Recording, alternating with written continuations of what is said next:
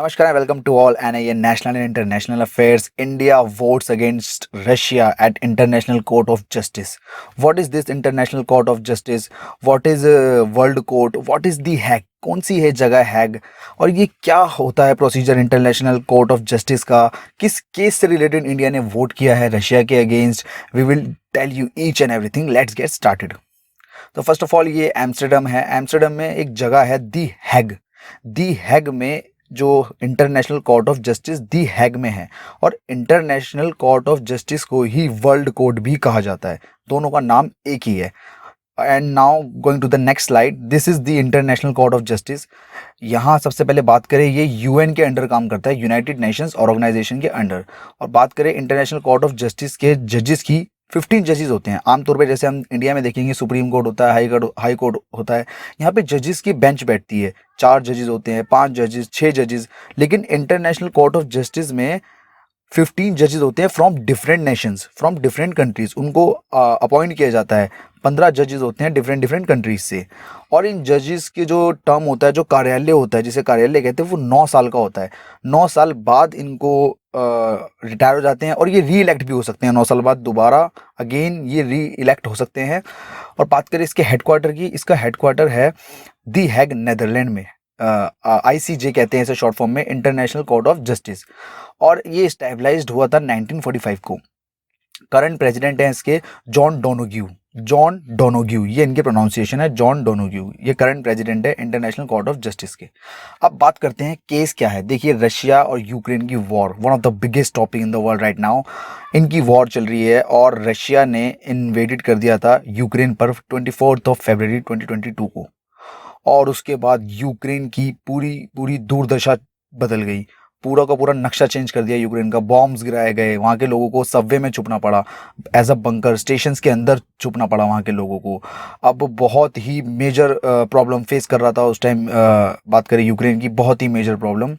लेकिन यूक्रेन ने यहाँ एक कदम उठाया. उन्होंने डिसाइड किया कि 26 फरवरी 2022 को उन्होंने अपील की. They have decided to appeal in International Court of Justice. उन्होंने इंटरनेशनल कोर्ट ऑफ जस्टिस में अपील कर दी. कहा कि इंटरनेशनल कोर्ट ऑफ जस्टिस ये केस ले, क्योंकि इंटरनेशनल कोर्ट ऑफ जस्टिस करता क्या है, दो कंट्रीज के बीच जो डिस्प्यूट होता है वो केसेस ये मोस्टली लेते हैं.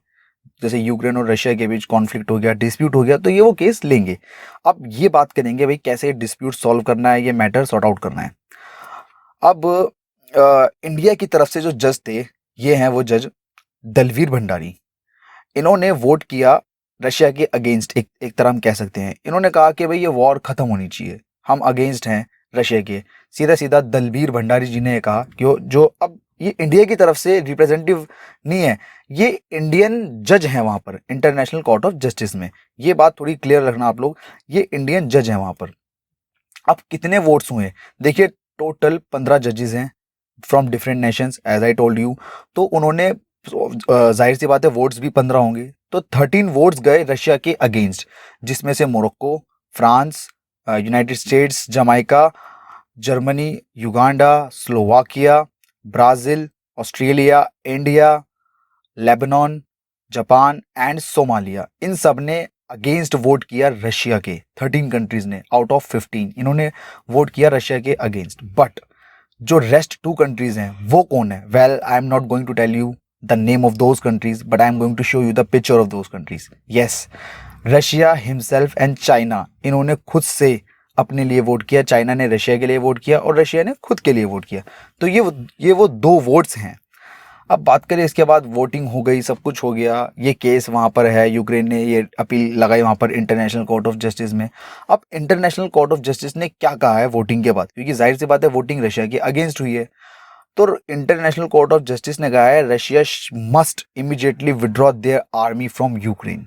उनको अपनी आर्मी हटा लेनी चाहिए तुरंत. इस टाइम उन्होंने ये वर्डिक्ट दिया है कि इमीडिएटली रशिया अपनी आर्मी रिमूव करे और ये वॉर रोके.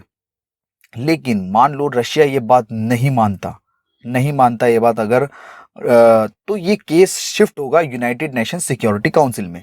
यूनाइटेड नेशन सिक्योरिटी काउंसिल में केस शिफ्ट होगा और वहाँ पे भी ज़्यादा कुछ मेजर एक्शंस नहीं लिए जाएंगे रशिया के लिए, क्योंकि उनका रूल्स है, वो लोग बस सैंक्शन लगाते हैं, सैंक्शंस लगा देंगे वो रशिया पे. वैसे भी रशिया मोस्ट सैंक्शन नेशन बन चुका है, अब वो लोग और सैंक्शन लगा देंगे.